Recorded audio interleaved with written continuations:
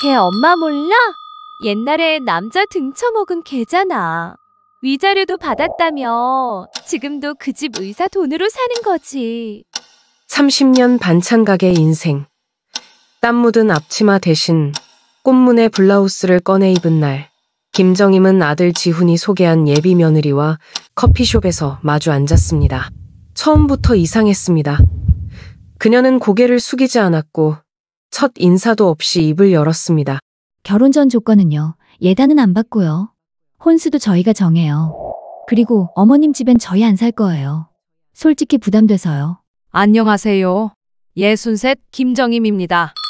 시흥시장 골목에서 30년간 반찬 가게를 지켰습니다. 남편 없이 혼자 아들 지훈이를 의사로 키워냈죠. 새벽 3시 칼 갈고 밤 11시 손 씻고 그렇게 하루하루 쌓았습니다. 누구에게도 말 못했던 제 이야기. 오늘은 여러분께 조심스레 꺼내봅니다. 구독과 좋아요는 제가 다음 이야기를 꺼낼 수 있는 따뜻한 응원이 되어줍니다. 저는 그날의 기대감을 아직도 생생히 기억합니다. 시장 뒤편 작은 반찬 가게에서 30년을 버텨온 제 손에는 아직 김치를 묻힌 고춧가루 자국이 선명했지만 그날만큼은 신경 쓰이지 않았습니다. 제 아들 지훈이 드디어 결혼할 사람을 만났다는 소식에 가슴이 두근거렸습니다. 억척스럽게 혼자 키운 아들, 의사가 되어 강남의 병원까지 차린 제 자랑이었습니다. 엄마, 이번 주말에 시간 되세요? 유진이라고 제가 좀 진지하게 만나는 사람이 있는데 인사드리고 싶대요. 전화기 너머로 들려오는 지훈의 목소리에 제 심장은 쿵쾅거렸습니다. 남편 없이 키운 아들이 장가를 가는 모습을 볼 수 있을까 싶었는데 이제야 그날이 오려나 봅니다. 작은 반찬 가게에서 밤낮 없이 일하며 시장 납품까지 하던 그 고단한 세월이 주마등처럼 스쳐 지나갔습니다. 토요일, 강남의 고급 레스토랑에서 처음 만난 유진은 겉보기에 단정하고 세련되었습니다. 날씬한 몸매에 깔끔한 원피스, 절제된 화장과 말투까지. 지훈이 의사니까 어울리는 짝이라 생각했습니다. 그런데 왜일까요? 유진의 웃음 뒤에 감춰진 무언가가 저를 불편하게 만들었습니다. 그녀의 눈빛이 저를 향할 때마다 온도가 떨어지는 것 같았습니다. 정임 어머니, 반찬 가게 운영하신다고 지훈 오빠에게 들었어요. 정말 대단하세요. 칭찬처럼 들리는 말이었지만 어쩐지 공허했습니다. 제 손에 묻은 굳은 살을 훑는 그녀의 시선이 마음에 걸렸습니다. 식사 내내 지훈은 행복해 보였지만 저는 자꾸만 유진의 말투와 행동에서 위화감을 느꼈습니다. 어머니의 직감이라고 할까요? 수십 년간 사람을 보아온 눈에 뭔가 맞지 않는 기운이 감지되었습니다. 정임 어머니, 저희 따로 한번 식사라도 해요. 지훈 오빠 없이 여자들끼리요. 식사를 마치고 나올 때 유진이 제 귀에 속삭였습니다. 그 목소리에 담긴 달콤함과 미소 뒤에 숨겨진 냉랭함 사이의 괴리가 등골을 서늘하게 했지만 며느리가 될 사람과 친해질 기회라고 생각했습니다. 사흘 후 시내 고급 카페에서 유진을 만났습니다. 평일 오후라 제 가게 문을 닫는 것이 쉽지 않았지만 아들의 결혼을 위해서라면 무엇이든 할 수 있었습니다. 카페에 들어서자 유진은 이미 창가 자리에 앉아 있었습니다. 햇살이 비치는 자리에서 그녀는 더욱 세련되어 보였습니다. 앉으세요, 어머님. 커피를 주문하고 잠시 날씨 이야기와 지훈에 대한 대화를 나누었습니다. 그러다 갑자기 유진의 표정이 변했습니다. 웃음기가 사라진 얼굴로 서류 한 장을 꺼내 제 앞에 밀어놓았습니다. 제가 솔직히 말씀드리겠습니다. 저는 지훈 오빠와 결혼할 생각이 있어요. 하지만 몇 가지 조건이 있습니다. 제 손에 들린 커피잔이 떨렸습니다. 서류에는 결혼 전 합의사항이라는 제목 아래 몇 가지 항목이 나열되어 있었습니다. 첫째, 결혼 후 시부모님과의 동거는 불가합니다. 둘째, 주 1회 이상의 방문은 사전 연락 필수. 셋째, 지훈 명의 재산에 대한 어떠한 간섭도 금지. 말을 잇지 못하고 숨이 턱 막혔습니다. 목구멍 깊은 곳에서 뜨거운 것이 치밀어 올랐습니다. 30년간 시장 바닥에서 수많은 사람을 만나봤지만 이런 식으로 조건을 들이미는 사람은 처음이었습니다. 얼굴이 화끈거리고 귓가에서는 심장 소리가 요란했습니다. 그리고 마지막으로 지훈 오빠의 병원 경영과 재테크에 관한 모든 결정은 제가 함께 하겠습니다. 어머님의 의견은 참고사항으로만 들을게요. 유진의 목소리는 공손했지만 그 속에 담긴 의미는 냉혹했습니다. 제 아들을 빼앗아가겠다는 선언과도 같았습니다. 그 순간 저는 알았습니다. 이 여자가 지훈을 사랑해서가 아니라 그가 가진 것들을 원한다는 것을 가슴 한구석이 무너져 내리는 것 같았습니다. 유진 씨, 이런 건 우리가 아니라 지훈이랑 의논해야 하는 거 아닌가요? 떨리는 목소리로 간신히 말을 꺼냈습니다. 그러자 유진의 얼굴에 순간 냉소가 스쳤다가 사라졌습니다. 물론이죠, 어머님. 하지만 지훈 오빠는 이미 모든 조건에 동의했어요. 다만 어머님께 직접 말하기 어려워해서 제가 대신 말씀드리는 거예요. 순간 온몸에 한기가 돌았습니다. 지훈이. 내 아들이 정말 이런 조건들에 동의했단 말인가? 믿기지 않았습니다. 30년간 온 정성을 다해 키운 아들이 이런 식으로 저를 밀어내는데 동의했다니 입안이 쓰고 눈가가 뜨거워졌습니다. 시간이 없어서 이만 가볼게요, 어머님. 곧 좋은 소식 있을 거예요. 유진은 일어서며 환하게 웃었지만 그 웃음이 제 가슴에 대못을 박는 것 같았습니다. 카페에 홀로 남겨진 저는 서류를 바라보며 얼어붙었습니다. 세상이 무너져 내리는 충격 속에서 이제 제 아들을 지켜야 한다는 본능적인 직감만이 선명하게 남았습니다. 지훈의 생일 파티가 있던 날, 강남의 고급 레스토랑에는 지훈의 의사 친구들과 유진의 지인들이 모여 있었습니다. 저는 구석자리에 앉아 이방인처럼 그들을 바라보고 있었습니다. 유진은 지훈 곁에서 완벽한 예비 신부의 모습으로 웃고 있었습니다. 그 모습이 얼마나 가식적으로 보이던지 제 손에 쥔 와인잔이 부서질 것만 같았습니다. 어머니, 더 드실래요? 유진이 다가와 음식을 권하며 물었습니다. 지훈이 보는 앞에서는 항상 이렇게 상냥했습니다. 하지만 그녀의 눈빛은 여전히 차가웠습니다. 고마워요, 유진 씨. 억지로 미소를 지으며 대답했습니다. 저의 불안과 의심이 과장된 것인지 아니면 정말 제 직감이 맞는 것인지 혼란스러웠습니다. 파티가 한창일 때 화장실에 가기 위해 자리를 떴습니다. 화장실 문 앞에 다다랐을 때 안에서 들려오는 목소리에 발걸음을 멈췄습니다. 유진의 목소리였습니다. 이번에는 확실해. 의사야. 그것도 개인 병원 원장. 강남에 건물도 있고. 제 심장이 빠르게 뛰기 시작했습니다. 유진의 목소리에는 제가 한 번도 들어본 적 없는 차가운 계산이 묻어 있었습니다. 이혼? 당연히 생각 중이지. 하지만 지금은 아니야. 최소한 2년은 같이 살면서 재산 분할 준비해야지. 지난번처럼 위자료만 받고 끝내면 바보지. 숨이 턱 막혔습니다. 다리가 후들거렸지만 더 듣기 위해 벽에 몸을 기대었습니다. 그 엄마? 아, 반찬 가게 하는 아줌마? 걔 엄마라기보다는 그냥 아는 분? 유진의 웃음소리가 화장실에 울려 퍼졌습니다. 신경 쓰지 마. 곧 없는 사람 될 거야. 계약서도 준비해뒀고. 그 순간 제 몸에서 피가 빠져나가는 것 같았습니다. 손에 식은땀이 배기 시작했고 다리는 더 이상 제 몸을 지탱할 수 없을 것 같았습니다. 전 남편 때처럼 명예 이전도 쉽게 될 거야. 이번에는 병원을 통째로. 아, 누가 오는 것 같아. 나중에 통화할게. 유진의 말이 끝나기도 전에 저는 급히 옆복도로 몸을 숨겼습니다. 심장이 귀에서 울리고 몸 전체가 떨리고 있었습니다. 방금 들은 말들이 머릿속에서 맴돌았습니다. 이혼, 재산 분할, 명예 이전. 모든 퍼즐 조각이 맞춰지는 순간이었습니다. 화장실에서 나온 유진은 아무 일도 없었다는 듯 파티장으로 돌아갔습니다. 저는 잠시 그 자리에 얼어붙어 있었습니다. 숨을 고르고 다시 파티장으로 돌아갔을 때 유진은 지훈의 어깨에 손을 얹고 웃고 있었습니다. 그 모습이 이제는 독사가 먹이를 노리는 것처럼 보였습니다. 그날 밤 집으로 돌아오는 택시 안에서 눈물이 왈칵 쏟아졌습니다.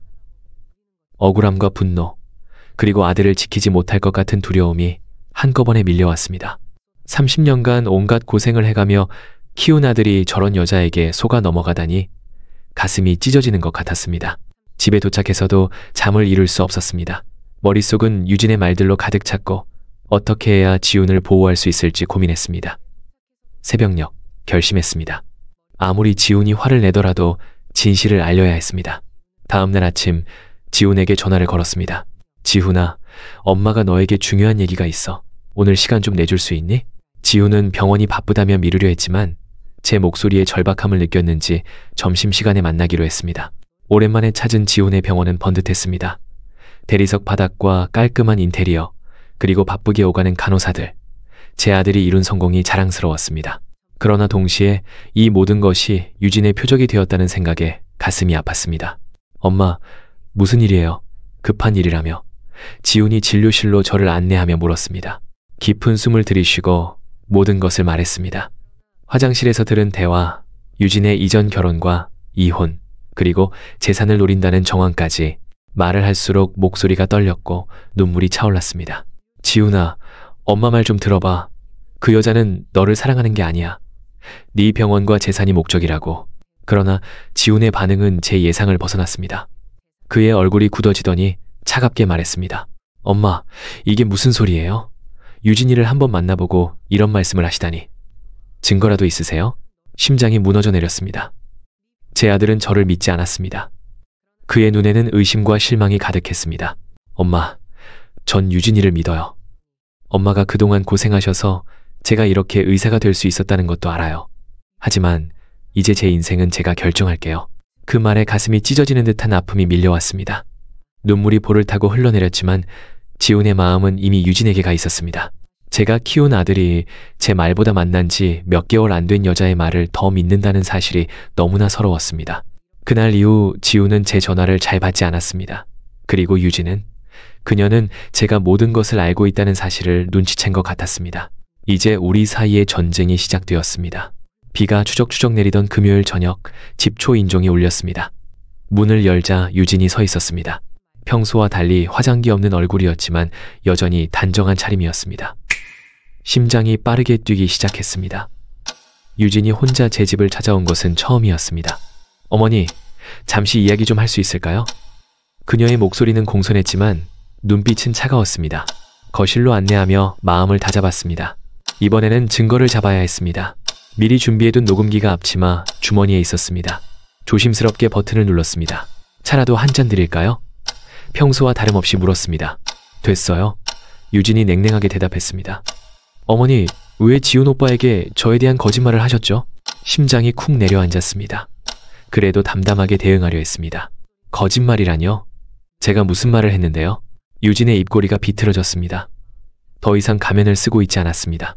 제가 이혼했다느니, 재산을 노린다느니, 그런 이야기들이요. 등줄기에 식은땀이 흘렀습니다. 지훈이 제 말을 그대로 유진에게 전했다는 사실이 충격이었습니다. 사실이 아닌가요? 제가 당신 전화통화 다 들었어요. 지훈이 생일 파티 때. 유진이 갑자기 웃음을 터뜨렸습니다. 그 웃음소리가 어찌나 소름 끼치던지. 증거 있으세요? 녹음이라도 했어요? 그녀의 목소리가 도전적으로 변했습니다. 없죠? 그냥 시어머니 특유의 질투와 피해망상일 뿐이에요. 가슴속에서 분노가 끓어올랐습니다. 주머니 속 녹음기를 꾹 쥐었습니다. 당신, 정말 뻔뻔하네요.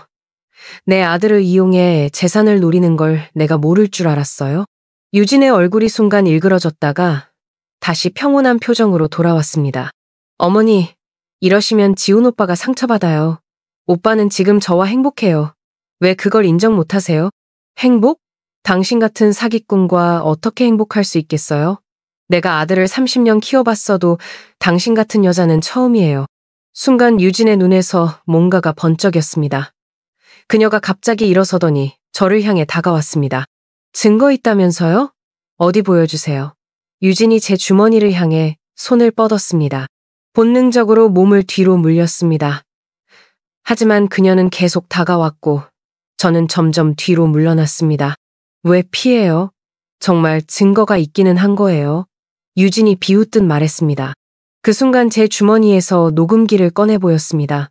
여기 당신 목소리가 다 담겨 있어요. 유진의 얼굴이 창백해졌습니다. 그리고 갑자기 녹음기를 낚아채려 했습니다. 저는 필사적으로 몸을 돌렸지만 그 과정에서 발이 꼬여 균형을 잃었습니다. 몸이 뒤로 쓰러지며 거실 테이블 모서리에 무릎을 세게 부딪혔습니다. 날카로운 통증의 비명이 터져나왔습니다. 그 순간 유진은 제 손에서 녹음기를 빼앗아 바닥에 내던졌습니다. 플라스틱 부품이 여기저기 튀었고 배터리가 굴러갔습니다. 이런, 어머니 괜찮으세요? 유진이 갑자기 걱정하는 목소리로 물었습니다. 그러나 그 눈빛은 여전히 차가웠습니다. 바닥에 주저앉은 채 무릎에서 느껴지는 통증에 얼굴이 일그러졌습니다. 유진은 차분하게 녹음기 파편들을 모아 주머니에 넣었습니다. 지훈 오빠에게 전화할게요. 어머니께서 넘어지셔서 다치셨다고요. 유진이 전화기를 꺼내며 말했습니다. 당신, 이러면 안 돼. 통증으로 제대로 말을 잇지 못했습니다. 유진은 전화를 걸며 제게 속삭였습니다. 어머니, 이런 일로 우리 사이가 틀어지면 안 되는데 지훈 오빠는 제 말만 믿을 거예요. 괜히 더 상처받지 마세요. 그 말이 칼보다 더 아팠습니다. 녹음기는 망가졌고 증거는 사라졌습니다. 무릎은 점점 부어오르고 있었고 통증이 온몸을 타고 올라왔습니다. 여보세요, 오빠? 큰일 났어요. 어머님이 넘어지셔서. 네, 지금 바로 와주세요. 전화를 끊은 유진은 마치 천사처럼 제게 다가와 담요를 덮어주었습니다. 어머니, 조금만 참으세요. 지훈 오빠가 곧 올 거예요. 저는 분노와 절망, 그리고 통증으로 떨고 있었습니다. 이 여자가 내 아들을 빼앗아 갈 것이라는 두려움이 온몸을 휩쓸었습니다. 30분 후 지훈이 급하게 도착했습니다. 그는 제 상태를 보고 놀라 즉시 병원으로 데려갔습니다. 엑스레이 결과 다행히 뼈는 부러지지 않았지만 인대가 심하게 다쳤다고 했습니다. 엄마, 어떻게 된 일이에요? 지훈이 병실에서 물었습니다. 입을 열려는 순간 유진이 먼저 말했습니다. 제가 차들이러 갔는데 갑자기 넘어지셨어요. 제가 부축하려 했는데 어머님이 저를 밀치시더라고요. 뭐라고? 놀라서 소리쳤습니다. 지훈아, 그게 아니야. 이 사람이 녹음기를 빼앗으려고. 지훈의 눈에 의심이 스쳤습니다. 녹음기요? 엄마, 무슨 녹음을 하신 거예요? 말문이 막혔습니다. 이미 증거는 사라졌고 이제 내 말을 믿어줄 사람은 없었습니다. 아니야.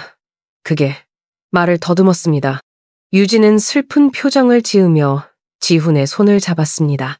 오빠, 어머님이 내가 이혼했다는 증거를 찾으려고 하셨나 봐요. 내가 사기꾼이라고. 정말 서러워요. 지훈의 표정이 굳어졌습니다. 그의 눈에는 실망감이 가득했습니다. 엄마, 왜 이러세요? 유진이가 얼마나 착한 사람인데 엄마가 이렇게 의심하고 상처 주시면 어떡해요? 그 순간 세상이 무너지는 것 같았습니다. 제 아들이, 제가 30년간 온 마음을 다해 키운 아들이 저보다 그 여자의 말을 믿고 있었습니다. 목구멍 깊은 곳에서 뜨거운 것이 올라왔고 억울한 눈물이 볼을 타고 흘러내렸습니다. 지훈아, 더 이상 말이 나오지 않았습니다. 그날 밤 병실에 홀로 남겨진 저는 무기력한 절망감에 사로잡혔습니다.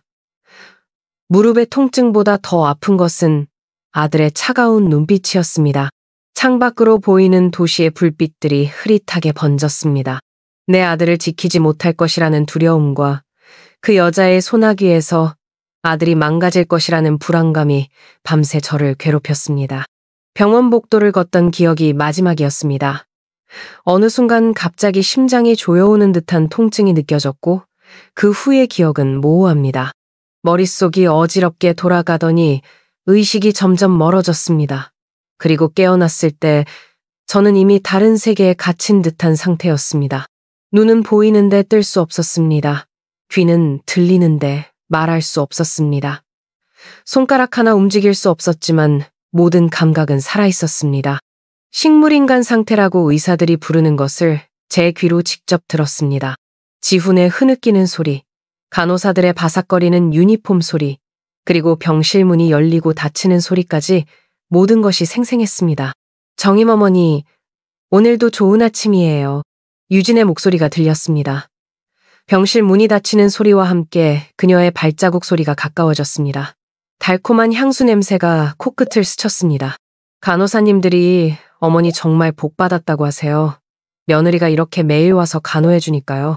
유진의 목소리에는 여전히 그 가식적인 달콤함이 묻어 있었습니다. 저는 눈을 뜰 수 없었지만 그녀가 지금 어떤 표정을 짓고 있는지 상상할 수 있었습니다. 지훈 오빠는 오늘도 수술이라 못 온대요. 그래도 괜찮죠? 제가 여기 있으니까. 침대 옆 의자에 앉는 소리가 들렸습니다.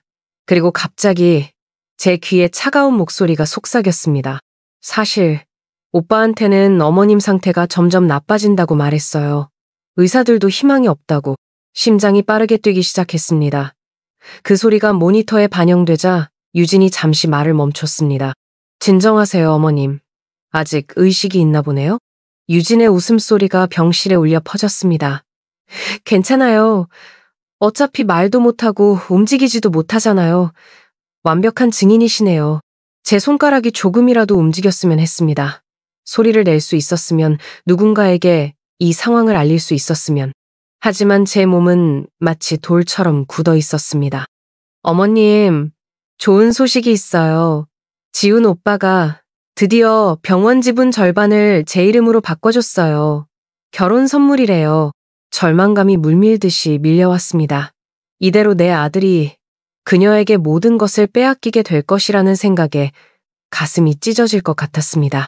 곧 결혼식이에요, 어머님은. 글쎄요, 오실 수 있을까요? 휠체어에 실려서 오면 분위기 다운될 것 같은데. 유진의 손이 제 이마를 쓰다듬었습니다. 그 손길이 얼마나 소름 끼치던지 몸서리가 쳐졌습니다. 사실 솔직히 말하자면 어머님이 이대로 조용히 떠나주시면 더 좋을 것 같아요. 유산도 자연스럽게 지훈 오빠 몫이 되고 공포가 온몸을 휩쓸었습니다.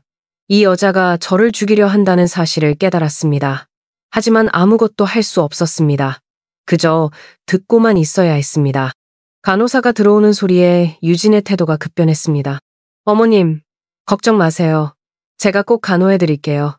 그녀의 목소리는 다시 달콤해졌습니다. 간호사님, 오늘 어머님 상태는 어떠세요? 혈압이 조금 높네요. 괜찮으세요, 유진 씨? 너무 무리하지 마세요. 거의 매일 오시니. 괜찮아요. 어머님을 위해서라면 뭐든지 할 수 있어요. 그 위선적인 말들이 제 귀를 파고들었습니다. 간호사가 나간 후 유진은 다시 차가운 목소리로 돌아왔습니다. 이제 좀 자세히 말해볼까요? 지훈 오빠랑 결혼하면 처음엔 행복한 신혼을 보낼 거예요. 그러다 1년쯤 지나면 서서히 불화가 시작되겠죠. 그리고 2년 차에 이혼. 위자료는 기본이고 병원 지분까지. 완벽하지 않나요? 심장이 터질 것 같았습니다. 이 모든 것을 듣고도 아무것도 할 수 없다는 무력감이 저를 짓눌렀습니다. 그리고 어머님은 유진의 목소리가 더 낮아졌습니다. 글쎄요. 병원에선 사고가 많이 일어나니까요. 약물 오투입이라든지. 그 순간 차가운 무언가가 제 손등에 닿았습니다. 주사기였습니다. 공포가 전신을 휩쓸었습니다. 도움을 청하고 싶었지만 소리 한 번 낼 수 없었습니다. 괜찮아요, 어머님. 아프지 않을 거예요. 그냥 잠들듯이. 그 순간 병실 문이 열렸습니다. 유진 씨? 뭐 하세요? 낯선 남자의 목소리였습니다. 유진이 놀라 움직이는 소리가 들렸습니다. 아, 민재 선생님. 그냥 어머님 링거에 확인하고 있었어요. 간호사가 할 일을 왜 유진 씨가 해요? 그리고 그건 주사기인데요? 잠시 침묵이 흘렀습니다. 아, 그게? 어머님이 아까 불편해 보이셔서 간호사님께 말씀드리려고 했는데 제가 확인해 볼게요. 유진 씨는 잠시 밖에 계세요. 안도감이 밀려왔습니다. 하지만 여전히 두려움은 가시지 않았습니다. 유진이 또다시 찾아올 테니까요. 그리고 다음번엔 이렇게 운 좋게 누군가가 막아주지 않을지도 모릅니다. 밤이 되고 병실은 다시 조용해졌습니다. 면회 시간이 끝나고 간호사들만 가끔 들어와 체크하는 시간. 저는 여전히 움직일 수 없는 몸으로 천장만 바라보고 있었습니다. 창밖에서는 비가 내리기 시작했고 빗방울이 창문을 두드리는 소리가 들렸습니다. 제 머릿속은 유진의 말들로 가득 찼습니다. 그녀가 제 아들을 망가뜨릴 것이라는 생각에 가슴이 찢어질 것 같았습니다. 하지만 아무것도 할 수 없었습니다. 말 한마디, 몸짓 하나 할 수 없는 이 무력한 상태가 제 영혼을 갉아먹고 있었습니다. 어둠 속에서 빗소리를 들으며 눈물 한 방울이 제 뺨을 타고 흘러내렸습니다. 그것이 제가 할 수 있는 유일한 저항이었습니다. 깊은 어둠 속에서 흘러가는 시간은 끝없이 길게 느껴졌습니다. 숨은 쉬고 있지만 산 것도 아니고 죽은 것도 아닌 이 상태로 며칠이 지났는지, 몇 주가 지났는지 가늠할 수 없었습니다. 유진은 계속해서 병실을 드나들며 간호사들과 지훈 앞에서는 완벽한 예비 며느리 연기를 했고 혼자 있을 때면 저에게 끔찍한 계획들을 속삭였습니다. 그날도 평소와 다를 바 없는 아침이 밝았습니다. 창문 너머로 새어들어오는 햇살이 병실을 밝게 비추고 있었습니다. 간호사가 들어와 체온을 재고 링거액을 교체했습니다. 정임씨, 오늘은 특별한 손님이 오신대요. 경찰분들이요. 간호사의 말에 제 심장이 빠르게 뛰기 시작했습니다. 경찰? 왜 경찰이 저를 만나러 오는 걸까요? 혹시 유진의 계획과 관련이 있는 걸까요? 머릿속에 수많은 생각이 스쳐 지나갔습니다. 시간이 흘러 병실 문이 열리는 소리가 들렸습니다. 여러 사람의 발소리가 들려왔습니다. 김정임 씨의 상태는 어떻습니까? 낯선 남자의 목소리가 들렸습니다. 의식은 있으나 반응이 없는 상태입니다. 식물인간 상태라고 보시면 됩니다. 의사의 목소리였습니다. 그렇군요. 저희가 잠시 단둘이 있어도 될까요? 의사가 나간 후 누군가가 제 침대 옆으로 다가왔습니다. 김정임 씨, 저는 서울중앙경찰서 강력팀 박 형사입니다. 제 말이 들리시면 심장박동을 조금 빠르게 해보세요. 본능적으로 긴장했고 그것이 심장 모니터에 반영되었습니다. 반응이 있군요. 좋습니다. 박 형사의 목소리에 안도감이 묻어났습니다. 김정임 씨, 저희가 모든 것을 알아냈습니다. 유진 씨의 과거, 그리고 지금 계획하고 있는 일까지.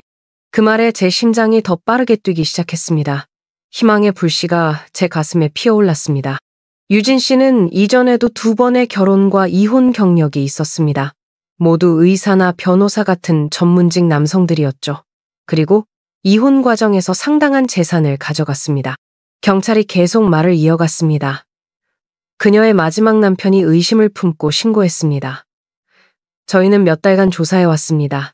그리고 마침내 유진 씨가 병원에서 약물을 훔치는 장면을 CCTV로 포착했습니다. 안도감과 공포가 동시에 밀려왔습니다. 드디어 유진의 정체가 밝혀진 것입니다. 하지만 지후는, 내 아들은 이 사실을 어떻게 받아들일까요?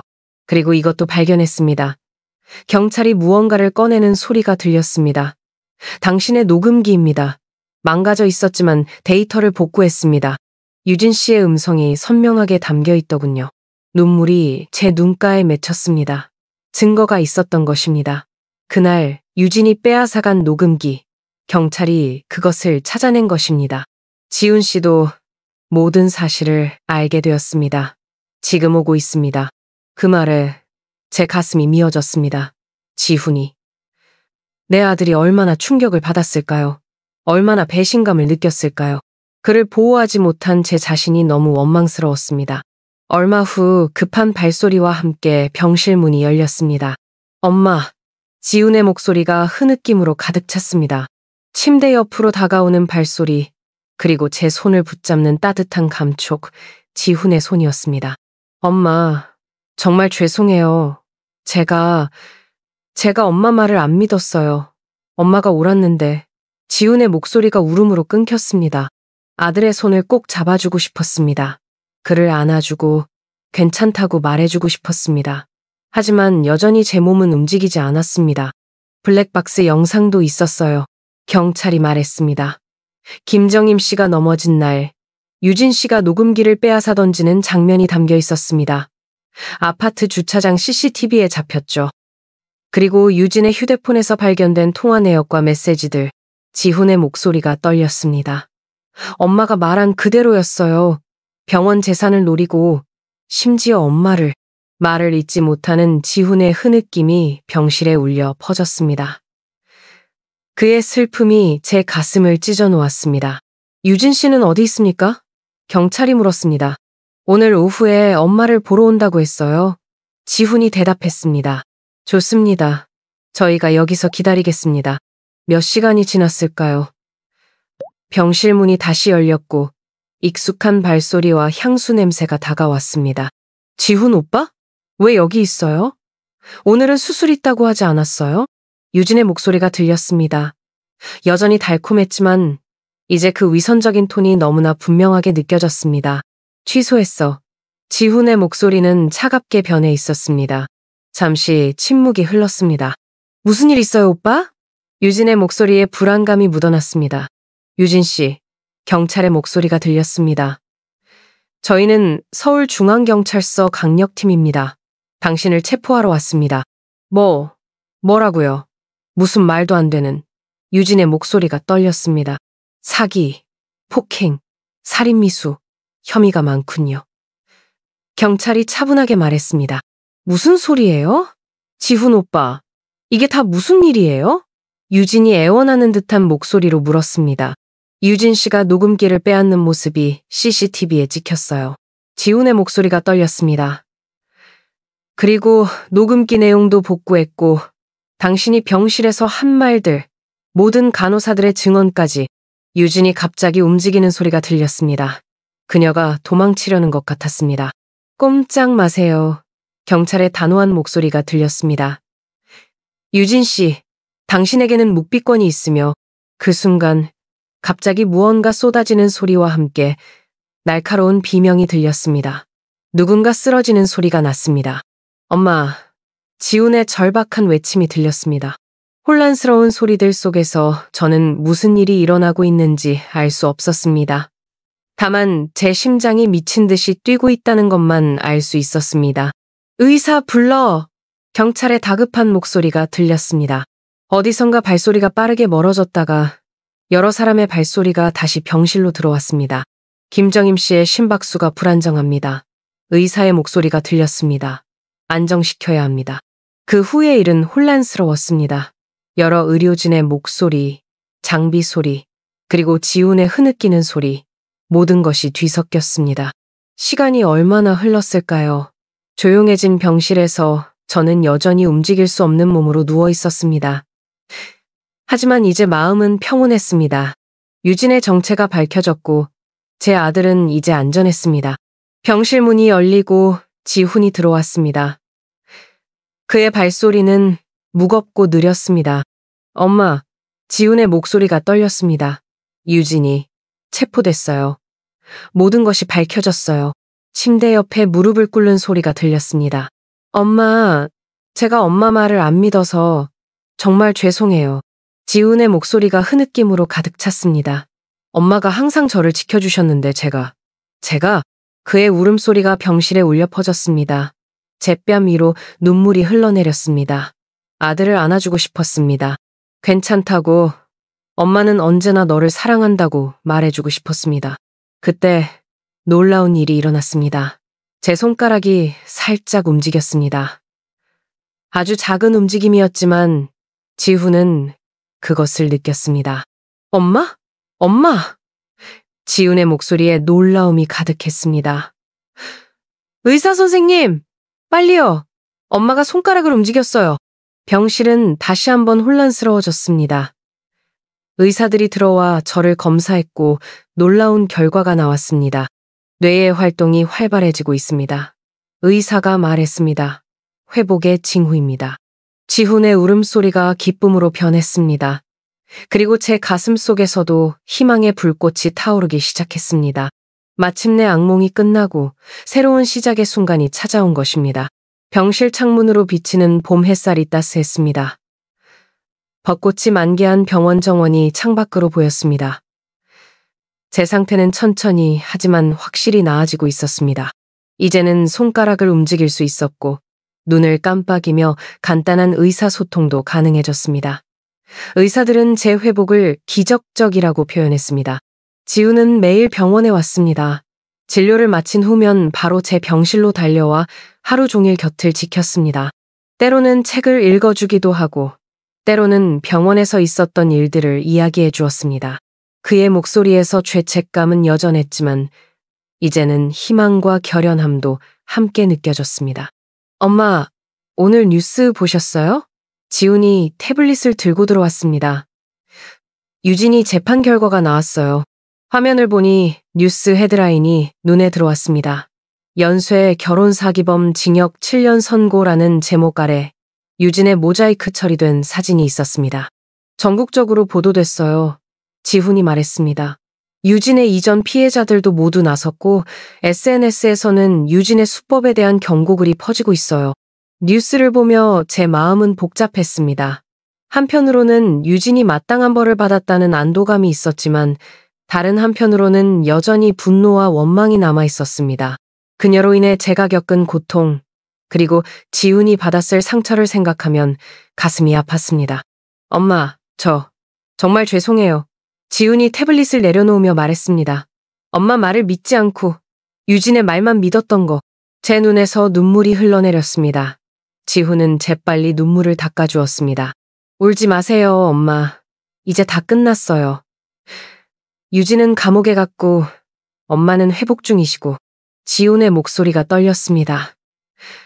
그리고 저는 다시는 엄마를 의심하지 않을 거예요. 제 손가락을 움직여 지훈의 손을 꼭 잡았습니다. 괜찮다고, 널 사랑한다고 말하고 싶었지만 아직 목소리가 나오지 않았습니다. 하지만 지훈은 이해한 것 같았습니다. 그의 눈에 눈물이 고였습니다. 간호사 선생님이 어제 제게 말씀하셨어요. 엄마가 의식이 있던 모든 시간 동안 다 들으셨다고요. 지훈이 말했습니다. 유진이 엄마를 해치려 했던 순간들도 제 가슴이 무거워졌습니다. 그 끔찍한 순간들, 유진이 저에게 속삭였던 잔인한 계획들, 그리고 제가 느꼈제시도 K속 편집 6개월 말 계속 제 가슴이 무거워졌습니다. 그 끔찍한 순간들, 유진이 저에게 속삭였던 잔인한 계획들, 그리고 제가 느꼈던 극도의 공포와 무력감, 그 기억들이 여전히 생생했습니다. 엄마가 그런 고통을 겪으셨는데 제가 옆에서 아무것도 몰랐다니. 지훈의 눈에서 눈물이 떨어졌습니다. 엄마를 지키지 못해서 정말 미안해요. 제 마음속에는 여전히 유진에 대한 분노가 남아 있었습니다. 하지만 그보다 더 큰 감정은 아들에 대한 사랑이었습니다. 지훈이 속았다고 해서 그의 잘못은 아니었습니다. 유진은 교활했고 지훈은 그저 순수했을 뿐입니다. 천천히 힘을 모아 입을 열었습니다. 목소리는 갈라지고 희미했지만 말할 수 있었습니다. 괜찮아. 지훈의 눈이 커졌습니다. 엄마, 말씀하셨어요. 그가 벌떡 일어나 의사를 부르려 했습니다. 제 손을 들어 그를 붙잡았습니다. 더 말하고 싶었습니다. 네, 잘못. 아니야. 지훈은 제 손을 꼭 잡았습니다. 그의 손이 떨리고 있었습니다. 엄마, 용서한다. 제 목소리는 희미했지만 마음은 확고했습니다. 지훈은 더 이상 참지 못하고 흐느꼈습니다. 그는 제 침대 옆에 무릎을 꿇고 제 손에 얼굴을 묻었습니다. 그의 어깨가 흐느낌으로 떨리는 것이 느껴졌습니다. 그날 이후 제 회복은 더 빨라졌습니다. 의사들도 놀랄 정도였습니다. 물리치료사는 제 의지력에 감탄했고 간호사들은 저를 기적의 환자라고 불렀습니다. 하지만 저는 알고 있었습니다. 제 회복의 원동력은 아들에 대한 사랑, 그리고 다시 일상으로 돌아가고 싶은 간절한 바람이었습니다. 며칠 후 지훈이 신문을 들고 왔습니다. 엄마, 유진이 해외로 도망가려다 공항에서 붙잡혔대요. 보석 신청도 기각됐고요. 신문에는 유진이 인천공항에서 체포되는 모습이 실려 있었습니다. 그녀의 얼굴은 모자이크 처리되어 있었지만 그 자세와 옷차림은 분명 유진이었습니다. SNS에서는 신데렐라 사기꾼이라고 불리고 있어요. 그녀의 사기 수법에 대한 경고가 퍼지고 있고요. 제 마음 한구석에서는 여전히 분노가 일었지만 이상하게도 동시에 해방감도 느껴졌습니다. 유진은 이제 더 이상 우리 삶에 위협이 되지 않을 것입니다. 그녀는 자신의 죄에 대한 대가를 치르게 될 것이고 우리는 앞으로 나아갈 수 있을 것입니다. 엄마, 지훈이 조심스럽게 말을 꺼냈습니다. 퇴원하시면 제 집으로 오세요. 병원 근처라 통원 치료도 편하실 거예요. 제 눈에 눈물이 고였습니다. 예전에는 상상도 못했던 제안이었습니다. 유진이 철저히 막으려 했던 일이기도 했습니다. 고마워. 여전히 말하기는 힘들었지만 제 마음은 충만했습니다. 지훈은 미소를 지었습니다. 오랜만에 보는 그의 진짜 미소였습니다. 유진을 만나기 전 순수하고 따뜻했던 그 미소가 돌아왔습니다. 제가 엄마를 돌볼게요. 이제는 제가 엄마를 지킬 차례예요. 그 말에 가슴이 따뜻해졌습니다. 30년간 홀로 아들을 키우며 모든 것을 희생했지만 그 어떤 순간에도 후회한 적이 없었습니다. 그리고 지금 그 희생이 헛되지 않았다는 것을 다시 한번 느꼈습니다. 다음 날 병원 복도에서 휠체어를 타고 처음으로 햇볕을 쬐러 나갔습니다. 지훈이 휠체어를 밀었고 봄바람이 제 얼굴을 스쳤습니다. 병원 정원에 벚꽃이 만개해 있었고 그 아래에서 환자들과 보호자들이 산책을 즐기고 있었습니다. 저기 언론사 기자들이 또 왔네요. 지훈이 멀리서 카메라를 든 사람들을 가리키며 말했습니다.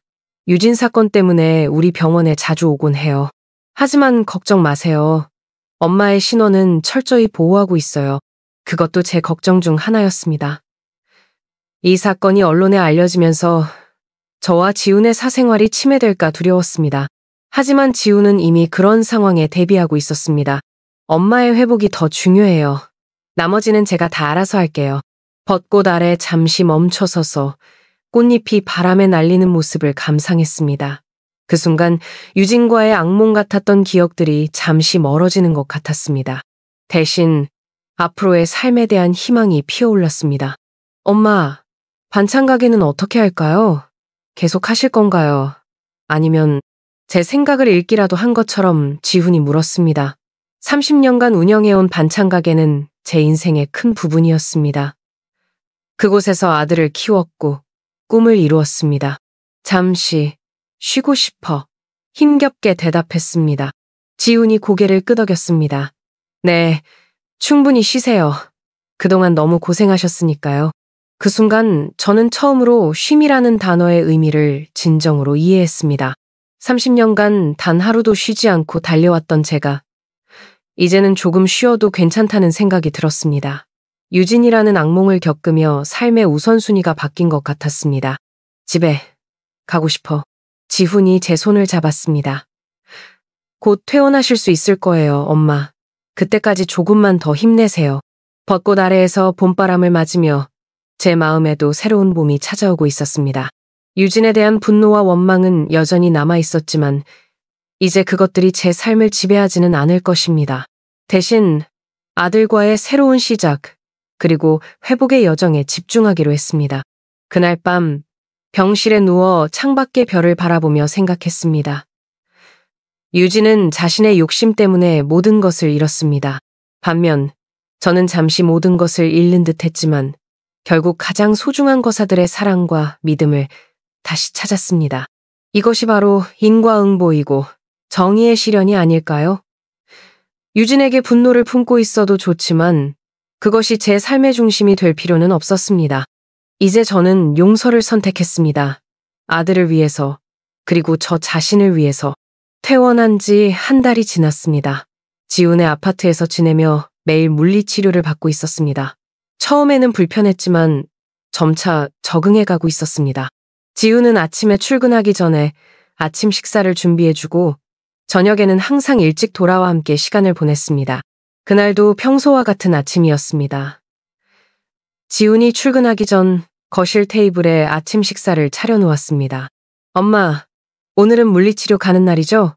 제가 병원에 전화해서 시간 확인해뒀어요.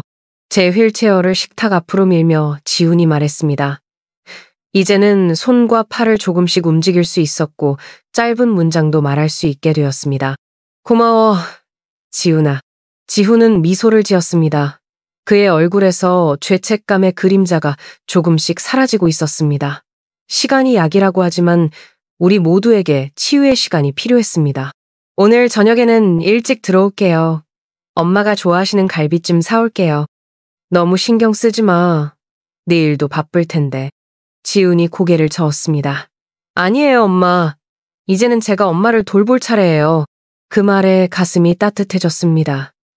유진 사건 이후 지훈은 완전히 달라졌습니다. 더 세심하고 더 따뜻해졌습니다. 아픔을 통해 성장한 것 같았습니다. 지훈이 출근한 후 저는 거실 창가에 휠체어를 두고 바깥 풍경을 바라보았습니다. 강남의 고층 빌딩들이 햇살에 반짝이고 있었습니다.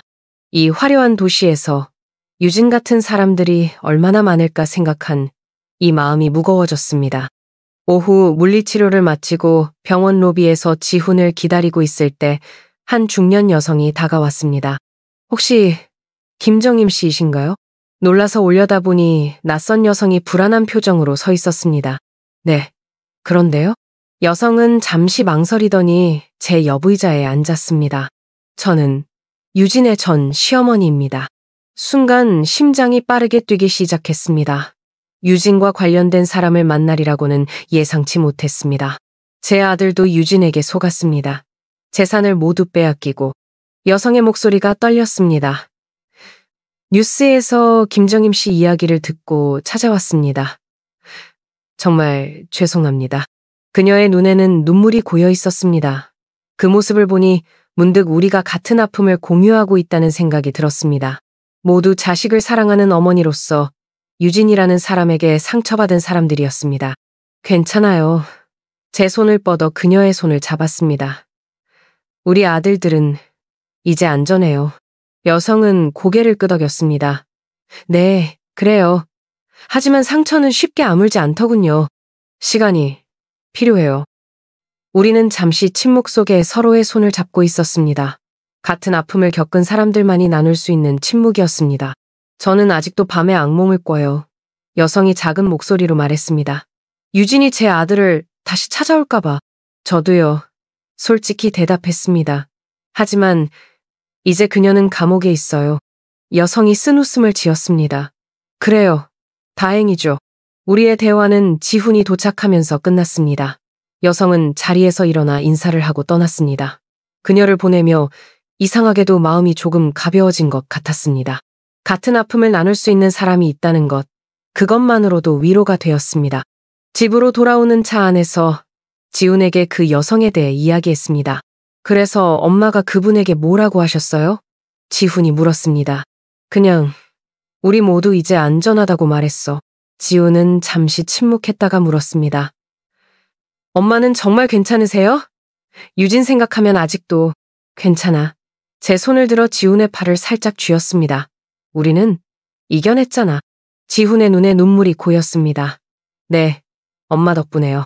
집에 도착해서 지훈이 약속대로 사온 갈비찜으로 저녁 식사를 했습니다. 식사 중 지훈이 조심스럽게 말을 꺼냈습니다. 엄마, 이번 주말에 시간 되세요?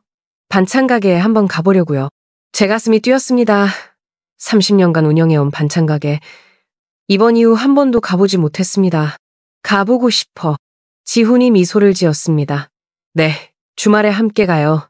걱정 마세요. 가게는 제가 잘 관리하고 있어요. 주말이 되자 지훈은 약속대로 저를 반찬 가게로 데려갔습니다. 오랜만에 보는 가게 앞에서 가슴이 벅차올랐습니다. 30년간의 추억이 물밀듯이 밀려왔습니다. 가게 안으로 들어서자 익숙한 김치와 양념 냄새가 코끝을 자극했습니다. 모든 것이 제가 입원하기 전과 똑같이 유지되고 있었습니다. 냉장고, 조리대, 그리고 벽에 걸린 오래된 사진들까지. 지훈아, 가게를 그대로 놔뒀구나. 지훈이 고개를 끄덕였습니다. 네, 엄마가 돌아오실 때까지 그대로 보존하고 싶었어요. 주변 단골들이 많이 물어보세요. 엄마 건강은 어떠신지. 감동이 밀려왔습니다. 30년간 이 작은 가게에서 피와 땀을 흘렸던 기억들, 그리고 이제 제 아들이 그 가치를 인정해주고 있다는 사실이 너무 고마웠습니다. 엄마, 이 가게가 얼마나 중요한지 이제야 알겠어요. 지훈이 진지하게 말했습니다. 엄마가 이 작은 가게에서 저를 키우시려고 얼마나 고생하셨는지. 제 눈에서 눈물이 흘러내렸습니다. 지훈도 눈시울이 붉어졌습니다. 이제 엄마 건강이 완전히 회복되면 어떻게 할지 같이 결정해요. 계속 가게를 운영하든 아니면 다른 일을 하든 엄마가 원하시는 대로요. 그 순간 제 손가락이 움직였습니다. 이번에는 좀 더 확실하게, 좀 더 강하게. 지훈은 놀란 표정으로 제 손을 바라보았습니다. 엄마, 손가락이. 천천히 힘을 모아 주먹을 쥐었다가 폈습니다. 물리치료사가 매일 연습하라고 했던 동작이었지만 이렇게 자연스럽게 된 것은 처음이었습니다. 지훈의 얼굴에 환한 미소가 번졌습니다. 엄마, 정말 대단해요. 회복이 빨라지고 있어요. 제 마음도 기쁨으로 가득 찼습니다. 이것은 단순히 신체적 회복 이상의 의미가 있었습니다. 제 삶이, 제 의지가 다시 돌아오고 있다는 증거였습니다. 그날 저녁 지훈의 아파트로 돌아와 창가에 앉아 밤하늘을 바라보았습니다. 별들이 반짝이는 하늘 아래 저는 지난 몇 개월간의 일들을 되돌아보았습니다. 유진이라는 여자가 우리 삶에 들어와 모든 것을 뒤흔들었지만 결국 우리는 이겨냈습니다. 더 중요한 것은 이 시련을 통해 지훈과 저의 관계가 더 깊어졌다는 것입니다. 30년간 키운 아들이지만 이제야 진정으로 서로를 이해하게 된 것 같았습니다. 문득 유진을 만났던 그 카페에서의 기억이 떠올랐습니다. 그때 그녀가 내밀었던 결혼 전 합의사항 문서, 그것이 얼마나 차갑고 계산적이었는지. 하지만 지금 우리 사이에는 그 어떤 문서나 계약보다 더 강한 것이 있었습니다. 바로 믿음과 사랑이었습니다. 어머니의 직감, 본능적인 느낌, 그것이 얼마나 중요한지 다시 한번 깨달았습니다. 제 마음속 경고음을 무시했더라면 결과는 달라졌을지도 모릅니다. 때로는 논리나 증거보다 본능을 믿는 것이 중요할 때가 있습니다. 발코니 문이 열리며 지훈이 들어왔습니다. 엄마, 별 보세요? 오늘따라 유난히 밝네요. 지훈이 제 옆에 앉았습니다. 그의 손이 제 손을 포근하게 감쌌습니다. 엄마, 우리 이제 다시 시작해요. 더 행복하게, 더 감사하면서 고개를 끄덕이며 미소를 지었습니다. 그래요. 다시 시작하는 거예요. 어둠 속에서도 별빛은 반짝이듯 우리의 삶도 어떤 시련 속에서도 빛을 찾을 수 있을 것입니다.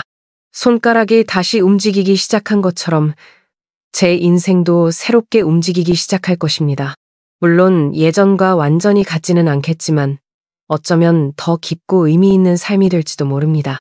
그날 밤 오랜만에 편안한 잠을 잤습니다. 악몽도 불안도 없이. 그리고 꿈에서 제가 반찬 가게에서 김치를 담그고 있었습니다. 지훈이 옆에서 도와주고 있었고 창문 너머로 밝은 햇살이 비치고 있었습니다. 그 꿈은 너무나 평화롭고 따뜻했습니다. 마치 약속처럼 느껴졌습니다. 우리의 일상이 서서히 돌아오고 있었습니다. 그리고 이번에는 그 일상이 더욱 소중하게 느껴졌습니다. 왜냐하면 우리는 그것을 잃을 뻔했기 때문입니다. 때로는 당연하게 여겼던 것들이 얼마나 소중한지 그것을 잃을 뻔했을 때 비로소 깨닫게 됩니다.